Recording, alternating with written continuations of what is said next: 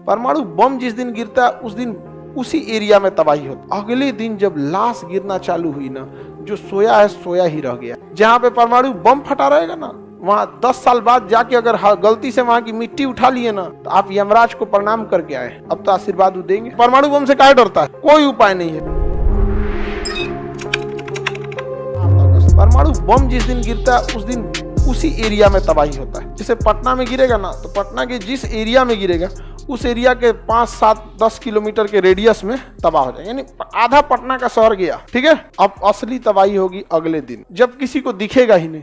अरे क्या हो गया, क्या हो गया? वो हवा जो होती है ना, वो प्रदूषित हो जाती। जैसे कोरोना किसी को दिखता था, लेकिन 14 दिन का टाइम देता था ना मरने में, मतलब मारने में तो कोरोना 1 महीना लेता था। जिसको कोरोना हुआ तो 14-15 दिन तक तो अभी इंक्यूबेशन पीरियड में रहेगा, उसको खुद नहीं पता है, फिर अगला 14-15 दिन में उनको मारेगा। परमाणु में ऐसा नहीं होता है। रेडिएशन आप सूंघे, अभी सूंघिए, AM में सूंघिए, PM में मरिए, मतलब 12 बजे से पहले सूंघिए, 12 बजे के बाद मरिए, सुबेरे सूंघिए, रात में मरिए, रात में सूंघिए, सुबेरे मरिए। एक 24 घंटा के अंदर टपका देता है रेडिएशन। पता ही नहीं, कोई उपाय नहीं है, बटने से कोई उपाय नहीं। परमाणु बम से काहे डरता है? सब कोई उपाय नहीं है। प्रिवेंशन है लेकिन कोई उपाय नहीं है, और जितना उपाय है वो परमानेंटली उपाय नहीं है। पूरी तरह से एंटी रेडिएशन सूट पहनना पड़ेगा।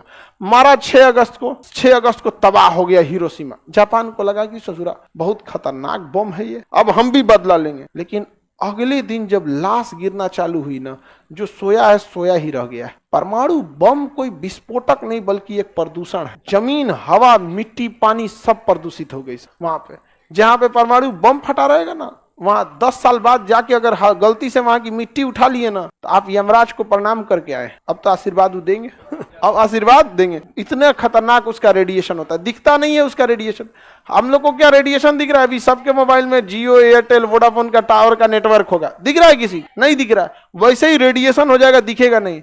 लेकिन जैसे हम लोग सूंघेंगे, लोग फेफड़ा हो जाएगा मच्छरदानी। समझ में आ गया कि नहीं? बहुत खतरनाक होता है रेडिएशन, और यह रेडिएशन का असर एक लंबे समय तक रहता है। यही रीजन है कि नागासाकी, हिरोशिमा आज भी लोग दिव्यांग पैदा होता है। समझ में आ गया कि नहीं? आज भी लोग क्या पैदा होते हैं? दिव्यांग। 32 साल में खत्म होता है। नहीं रे बबुआ, 3000 साल में। कितने साल में?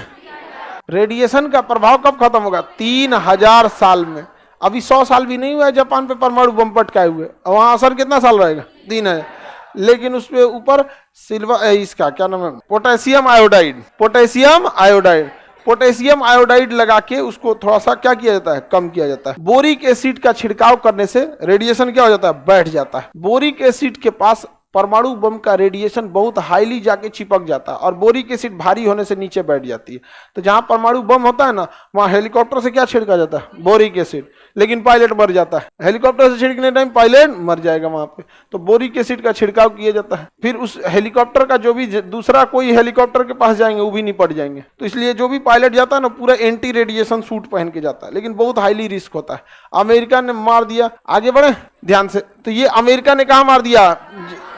नागासाकी और हिरोशिमा। अब 15 अगस्त को फिर मारने वाला था। 15 अगस्त को क्या मारने वाला था? तीसरा मारने वाला था, क्वेटो पे। कहा कि टोक्यो पे मारेंगे या तो क्वेटो पे मारेंगे, सरेंडर कर दो। इतनी ज्यादा जान गई थी ना जापानियों की, इतनी ज्यादा, लाश बिछाने के लिए नए नए शमशान घाट बनाने पड़े थे, नया। और उसके बाद उसमें लाइन लगती थी। सुबेरे कोई अपने रिश्तेदार का लाश लेके खड़ा होता था ना, तो उसको भी रेडिएशन है, शाम को वो अपने मर जाता था। मतलब कोरोना का सेकेंड वेव आप देखे थे ना, हाँ, उस समय किसी को अपना बिजनेस, रिश्तेदार, पढ़ाई लिखाई कुछ याद आ रही थी? बहुत उठ पड़ा। सेकेंड वेव में हम अपने स्टूडेंट सबको अपने गाड़ी से भेजे थे, उनकी बॉडी, जिनको पढ़ाए थे लोग, उसमें एक घर से 2 लड़कों का रिजल्ट हुआ था। बड़ी खुश था सब, सर हम लोग का रिजल्ट हो गई। बाद में उनकी डेथ हो गई। हम अपने गाड़ी से भेजे थे। उस समय गाड़ी भी नहीं मिल रही थी यहाँ पे, और ना मिल भी रही थी तो कुछ लोग एक्सेप्ट करना, उसके रिश्तेदार सब नहीं उठा रहे थे। अजीब टाइप का हो गया था यहाँ। हम लोग PPT किट दिए लोग कि जाओ भैया ले जाओ, कम से नहीं उठाया।